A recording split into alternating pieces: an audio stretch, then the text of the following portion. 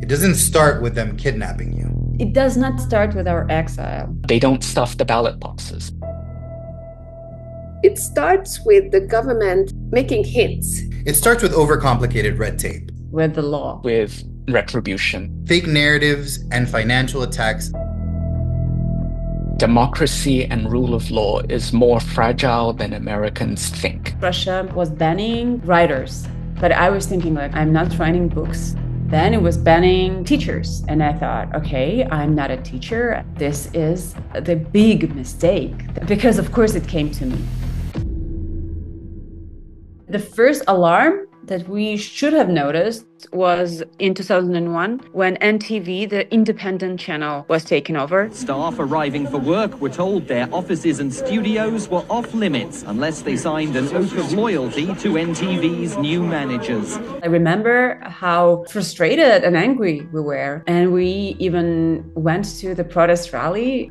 But then it was cold and we had so many other independent TV channels, so we just went home and forgot about that. My uncle, who until recently was Prime Minister of Singapore, had this pattern of using police investigations and criminal prosecutions to dispose of or exile his opponents. There have been malicious prosecutions against two leaders of different opposition parties. The Sandinista dictatorship in Nicaragua sees nonprofits as a threat, including mine. We are focused on pro-democracy work, and that was unacceptable to the dictatorship. In Hungary, the elimination of gender studies was the first step towards the restriction of academic freedom. When it would be too obvious to prosecute someone for being an enemy of the state, you have to make something else up. They came after us with the excuse that we had not submitted our financial reports. They didn't give us an opportunity to appeal. I posted a private Facebook comment to my friends only, and the Singapore government went after me with a criminal prosecution. Attorney General's Chambers has asked the High Court to fine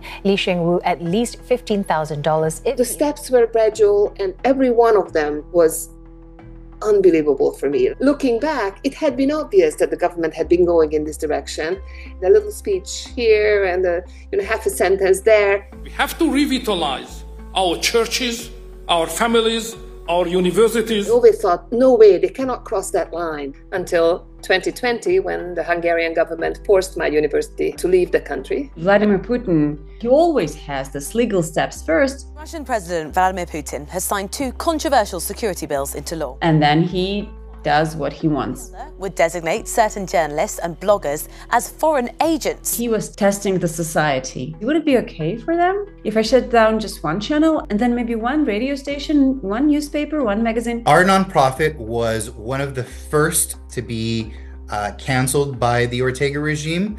Right now, we're up to over 3,500 nonprofits. My television channel was declared a foreign agent. I was declared a foreign agent. I am blacklisted as an academic in Hungary. I could never get a job. The regime was saying that I was a financier of terrorism. It would be best if I left the country immediately. And I fled the country as soon as I could. Russia blocked its last independent TV channel, TV Rain. Those staffers remaining in the studio gathered for a farewell at the end. We left Russia. I, Donald John Trump, do solemnly swear that I will faithfully execute the office of President of the United States.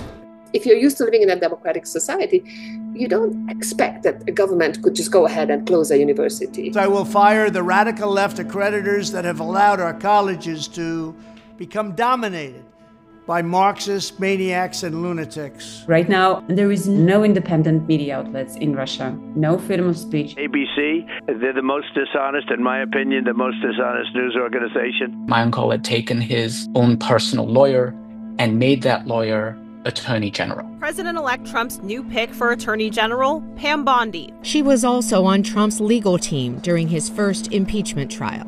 I call my Attorney General, I say, listen, indict him. Well, he hasn't done anything wrong that we know of. I don't know, indict him on income tax evasion. You'll figure it out. I wish that I would have paid more attention to those flashes of authoritarianism. We ignored it because the economy was going really, really well. I should have known. I'm a sociologist. And I blame myself. You want to think it's not happening because otherwise you might have to do something. Take your finances out of the country. Try not to have a physical office space. They will seize all of your assets. It is better to fight every person unlawfully jailed, unlawfully harmed is your business. It is better to refuse rather than to give in and hope that somebody else will be the check and balance for you.